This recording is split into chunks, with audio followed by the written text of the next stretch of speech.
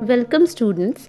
आज की कहानी है क्लास 6 की पुस्तक ज्ञान सागर से चैप्टर 2 चिट्ठी के अक्षर।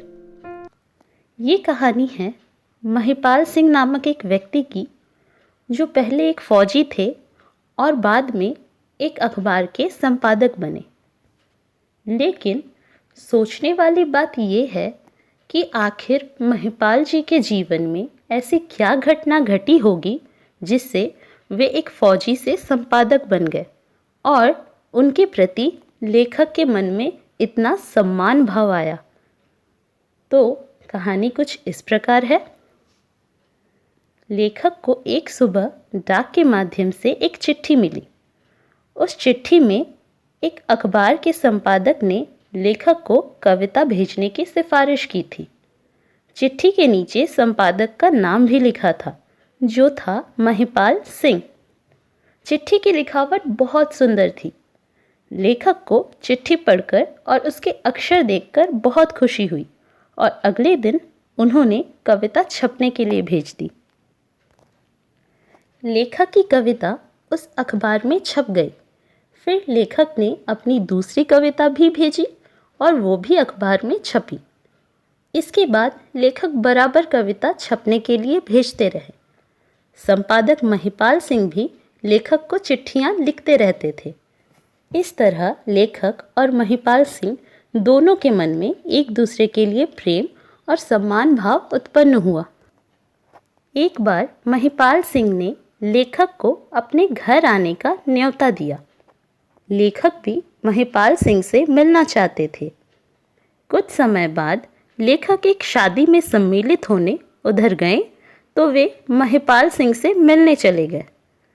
जब लेखक महिपाल सिंह के घर गए तो महिपाल जी ने उनका खूब स्वागत किया। लेकिन लेखक का ध्यान जब महिपाल सिंह के हाथ पर गया तो वे आश्चर्य रह गए। महिपाल सिंह का दायां हाथ कटा हुआ था। लेखक को विश्वास ही नहीं हुआ कि बिना दाएं हाथ के कोई व्यक्ति इतनी सुंदर लिखावट में कैसे लिख सकता है। तब महिपाल जी ने बताया कि वे पहले एक फौजी थे और बाद में एक बम दुर्घटना में उनका दायां हाथ कट गया। उसके बाद वे फौज से रिटायर होकर एक अखबार के संपादक बन गए। महिपाल जी ने कई वर्षों तक मेहनत करके बाएं हाथ से लिखने का अभ्यास किया और फिर बाएं हाथ से लिखना सीख भी लिया था।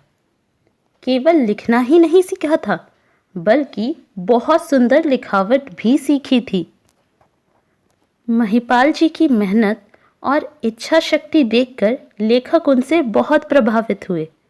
लेखक के मन में महिपाल जी के लिए सम्मान और भी बढ़ गया। इस सम्मान के साथ महिपाल जी से प्रेरणा लेते हुए लेखक वहां से विदा हुए।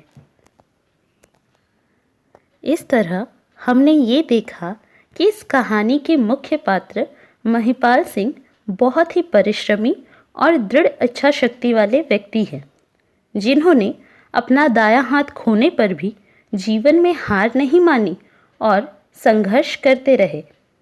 अतः इस कहानी से हमें ये सीख मिलती है कि जीवन में कितनी भी समस्याएं क्यों न आए, अगर मन में इच्छा शक्ति है तो असंभव कार्य को भी संभव किया जा सकता है। तो ये थी आज की कहानी। अगले चैप्टर की कहानी के लिए मिलेंगे अगले वीडियो में। तब तक के लिए धन्यवाद।